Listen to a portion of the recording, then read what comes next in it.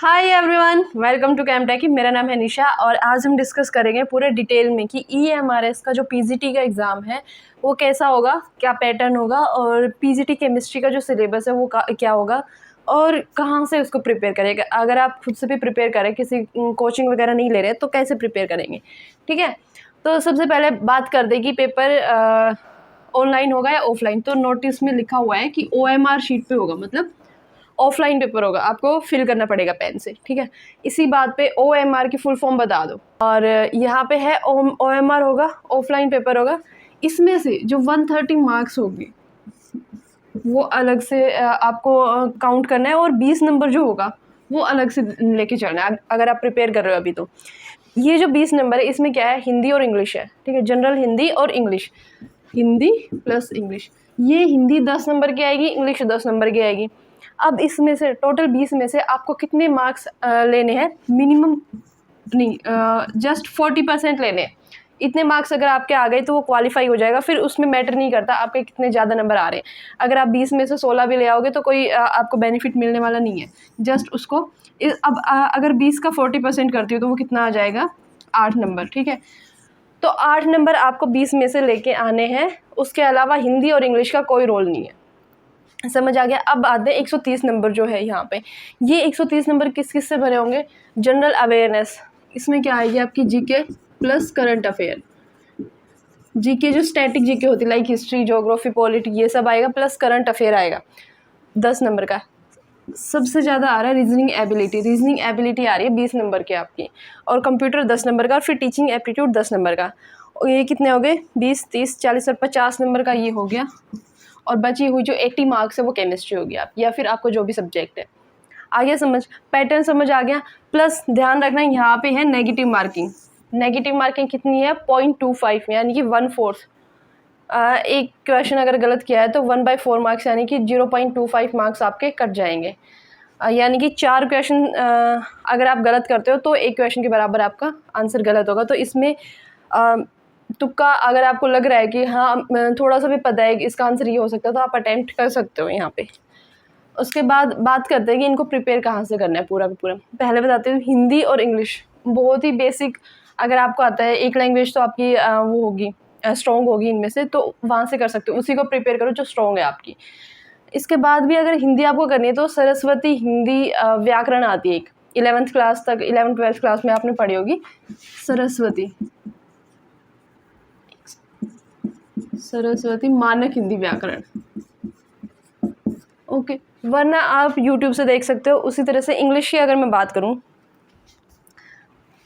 ध्यान रखना इसमें सिर्फ 8 नंबर लेके आने, तो ज़्यादा टाइम इसको नहीं देना है। लाइक ये नहीं करना है कि दिन के 4 घंटे आप यही पढ़ रहे हो, सिर्फ 8 नंबर के लिए इतना टाइम वेस्ट थोड़ी करोगे। तो हिंदी का बता दें। और इंग्लिश का जो बेस्ट है वो है डिवोशन इंस्टीट्यूट, एक यूट्यूब पे चैनल डिवोशन इंस्टीट्यूट, वहाँ पे रोहित मित्तल सर पढ़ाते हैं, रोहित मित्तल सर। इन्होंने कुछ वीडियोस बनाई हैं पूरा ग्रामर पे, और वो कैब की अलग से बना रखी है। तो अगर ये देख लेते हो काफ़ी रहता है, और उसके बाद प्रैक्टिस कर लो। या फिर डायरेक्टली अगर सिंपल आप पहले से भी प्रिपेयर करें तो आपको पता होगा, नीतू सिंह मैम की एक आती है बुक, या फिर SP बख्शी, ठीक है। इनमें से कोई भी एक आप चूज़ कर सकते हो। यहाँ पे आपको क्वेश्चन प्रैक्टिस करने को भी मिल जाएंगे, और ये सर ने बहुत अच्छे से समझाया है, बहुत इजी वे में, तो ये कर सकते हो। और उसके बाद बात करते हैं जनरल अवेयरनेस और करंट अफेयर में क्या है कि अभी एग्ज़ाम होने में लगभग 2-2.5-3 महीने तो है मिनिमम, 2.5-3 महीने है। तो अभी है जुलाई, ज़्यादा से ज़्यादा कर लो ना तो जून को भी कवर कर लो। जून, जुलाई, अगस्त, सितंबर, जब तक एग्ज़ाम होगा वहाँ तक के करंट अफेयर आपको करने हैं। ये कहाँ से कर सकते हो, या तो डेली यूट्यूब पे बहुत सारे चैनल है जो डेली अपलोड करते हैं करंट अफेयर, आज का करंट अफेयर ये है, आज का वो। और या फिर डायरेक्टली अगर करना है तो परचम क्लासेस है, एक मंथली PDF मिल जाएगी आपको, मंथ की एक PDF मिलेगी, उसको 2-3 दिन में पूरा पढ़ लो, याद कर लो, 2-3 बार रिवाइज़ करोगे याद हो जाएगा, ठीक है। तो या तो ये कर सकते हो, मंथली एक PDF मिलेगी, 30 रुपये की मिलती है, लगभग 30 रुपये की मिलेगी आपको एक मंथ की।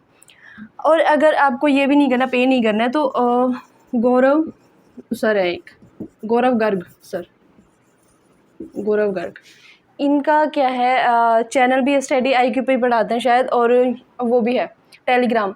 तो टेलीग्राम पे ना PDF अपलोड करते हैं ये हर महीने की, और फिर 6 महीने की, फिर 18 महीने की, पूरे साल की, ऐसे अपलोड करते हैं। तो वो PDF पढ़ लो, काफ़ी रहेगा, क्योंकि ये एक्सपीरियंस टीचर हैं काफ़ी, इनको पता होता है कि कहाँ से क्वेश्चन बन सकता है, कहाँ से नहीं बनेगा। अगर न्यूज़पेपर पढ़ने लगोगे तो मिनिमम आपको 45 मिनट्स देनी पड़ेंगे डेली, और उसके बाद भी आपको समझ नहीं आएगा क्वेश्चन कहाँ से बनेगा, कौन सी इंपॉर्टेंट न्यूज़ है, कौन सी पढ़नी चाहिए, कौन सी नहीं। ठीक है, तो इससे बेटर है आप PDF से पढ़ो, और 3-4 दिन में मैक्सिमम 3-4 दिन लगेंगे 1 महीने की कवर करने को। ठीक है, और उसको 2 दिन बाद रिवाइज़ करोगे तो याद हो जाएगा। जब क्वेश्चन सामने आएगा तो तुम्हें पता चल जाएगा। अच्छा, ये GK वाला जो पार्ट है, इसमें हिस्ट्री, ज्योग्राफी, पॉलिटी, इकोनॉमिक्स सब आएगा, इसको स्किप कर दो जब तक आपका पूरा सिलेबस कंप्लीट ना हो जाए। जब आपका सारा ही सिलेबस कंप्लीट हो गया, केमिस्ट्री भी कर ली, रीजनिंग भी अच्छे से हो गई, इंग्लिश, हिंदी, और ये करंट अफेयर हो गया, टीचिंग एप्टीट्यूड हो गया, सब हो गया, और फिर भी आपके पास टाइम बचता है तो ही इसकी तरफ जाना। क्योंकि देखो, टोटल 10 नंबर के, तो 5 नंबर के तो करंट अफेयर आ गई, और 5 नंबर का आएगा ये GK GS। तो 5 नंबर के लिए इतनी सारी बुक्स पढ़ना, लाइक हिस्ट्री, और ये बहुत लेंथी, और पता भी नहीं होता कोई आंसर कर पाओगे नहीं कर पाओगे। ठीक है, तो इसको स्किप कर दो। उसके बाद रीजनिंग एबिलिटी आती है। अगर आप पहले से प्रिपेयर कर रहे हो तो रीजनिंग एबिलिटी का आपको पता है कि जस्ट प्रैक्टिस कर लो, या फिर आप खुद से भी सॉल्व कर दोगे, एग्जाम में आएगा तो थोड़ा सा एप्टीट्यूड होता है, मतलब खुद से दिमाग लगाना पड़ेगा। वरना अगर करना ही है तो किसी भी SSC की बुक से कर सकते हो। SSC की कोई भी बुक उठाओ, PDF लेना, ऑनलाइन PDF मिल जाएगी, उनमें से डायरेक्ट क्वेश्चन प्रैक्टिस करो। पहले समझने मत लग जाना, कि कोई ट्रिक नहीं होती है। अगर आप धीरे धीरे प्रैक्टिस करोगे तो खुद से पता चल जाएगा, कि आराम से कर लोगे। या फिर इसकी एक बुक आती है RS अग्रवाल, बहुत फेमस है। ठीक है, RS अग्रवाल, ये डाउनलोड कर लेना, आराम से मिल जाएगी आपको। तो कंप्यूटर में क्या है, थोड़ा बहुत तो आजकल आपको फ़ोन वगैरह चलाते हो, नेट कैसे चलता है, गूगल क्या होता है, क्रोम क्या होता है, ये सब पता होता है, MS वर्ड, एक्सेल। फिर भी इसकी जो PDF है, कंप्लीट नोट्स हैं, लाइक 7-8 चैप्टर हैं जिसमें, और पूरा सिलेबस कवर किया हुआ है। वो PDF मैं प्रोवाइड कर रही हूँ आपको अपने, मेरा जो कैमटेकी का जो चैनल है, कैमटेकी निशा यादव,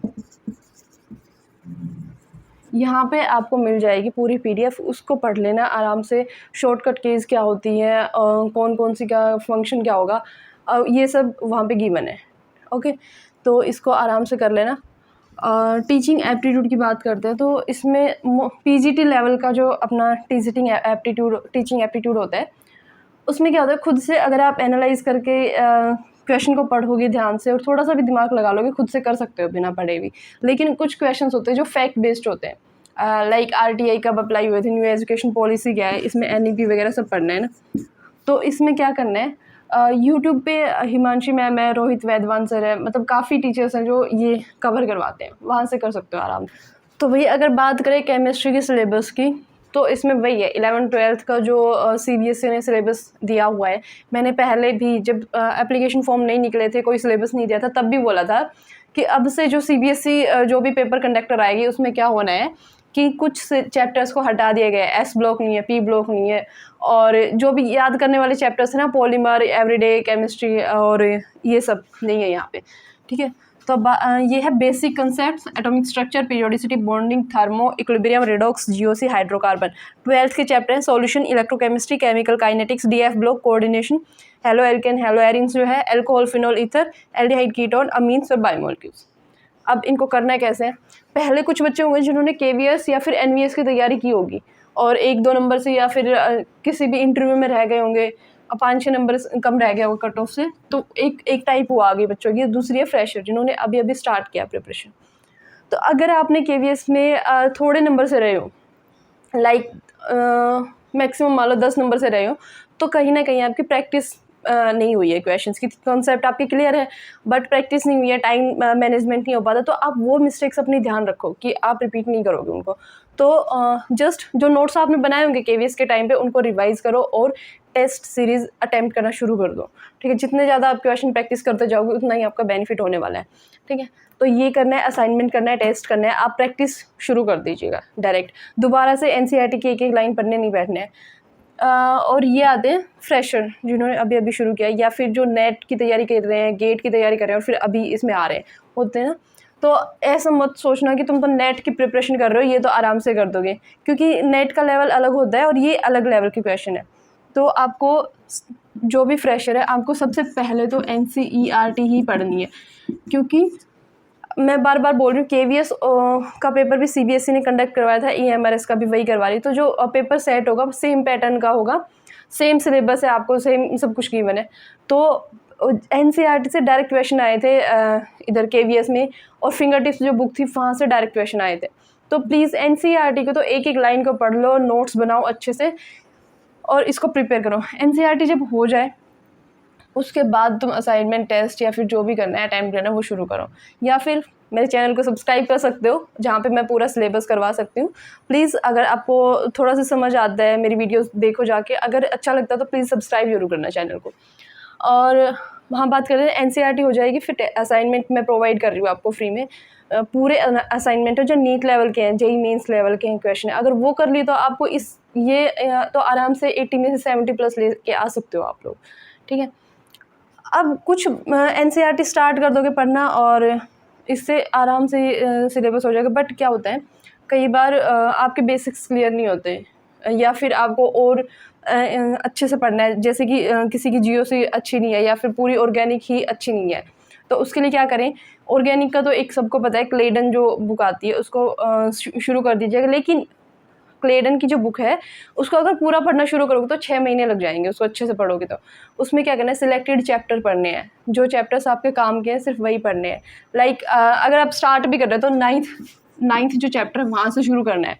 पहले के 8 चैप्टर आपके ज़्यादा काम के हैं नहीं, तो 9th से शुरू करना है, 10th करना है, 9th 10th करना है।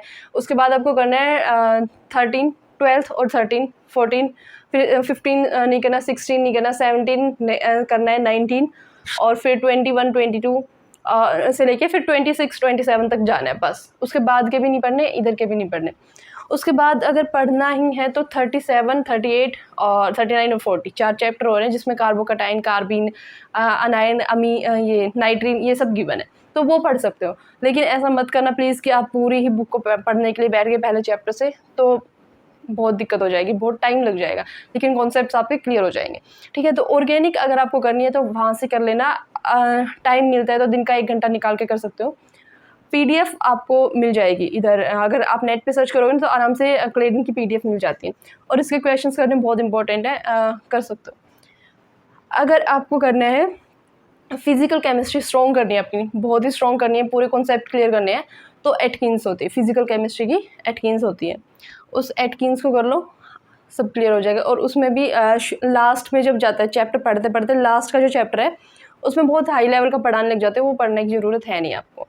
तो सबसे बेस्ट तो यही है, आप चैनल को सब्सक्राइब कर लो, और उसके बाद ये नहीं करना है तो NCERT बेस्ट है, आपका एग्ज़ाम क्लियर हो जाएगा PGT का। अगर सिर्फ आपको एग्ज़ाम क्लियर करना है तो NCERT को पढ़ लो अच्छे से, नोट्स बना लो, उन नोट्स को 3, 4, 5 बार रिवाइज़ करो, जाने से पहले आपको पता होना चाहिए।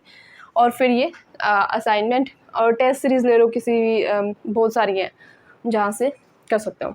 ये है अमीन्स और बायोमोलिक्यूल्स, ये जो चैप्टर है अमीन्स और बायोमोलिक्यूल्स, इसको अगर ठीक है NCERT में अच्छा गिवन है, बट अगर और भी अच्छे से करना है, लाइक आपको और भी एग्जाम्स के लिए प्रिपरेशन करना है, तो पोला ब्रूस नाम की बुक आती है, वो कर सकते हो, ठीक है। बट मैं बार बार बोल रही हूँ, अगर सिर्फ PGT केमिस्ट्री आपको क्लियर करना है, EMRS का या फिर DSSB का, NCERT मोर देन इनफ है, इससे ज़्यादा करने की ज़रूरत है नहीं, बस प्रैक्टिस करो फिर क्वेश्चंस की। और जो ये तो कर लेंगे, मोस्टली बच्चे ये करके आएंगे, लेकिन जो पहले वाला पार्ट रह गया, करंट अफेयर, रीजनिंग और टीचिंग एप्टीट्यूड, कंप्यूटर, ये बहुत इंपॉर्टेंट है। कट ऑफ में यही आपको ऊपर लेके जाएंगे। ये तो सबने कर ली केमिस्ट्री तो, लेकिन जिन्होंने ये किया होगा, रीजनिंग की होगी अच्छे से, वही कट ऑफ में आगे जा पाएंगे, मेरिट में पहुंच पाएंगे, ठीक है। तो आज के लिए इतना ही, और 4-5 दिन से वीडियो नहीं आ पा रही थी क्योंकि मौसम थोड़ा ख़राब हो रहा था, मैं क्लास में जा नहीं पा रही थी। लेकिन अब आपको रेगुलर वीडियोस मिलेंगी। एटॉमिक स्ट्रक्चर जो अपना आधे से ज़्यादा चैप्टर हो गया है वो स्टार्ट कर रहे हैं हम।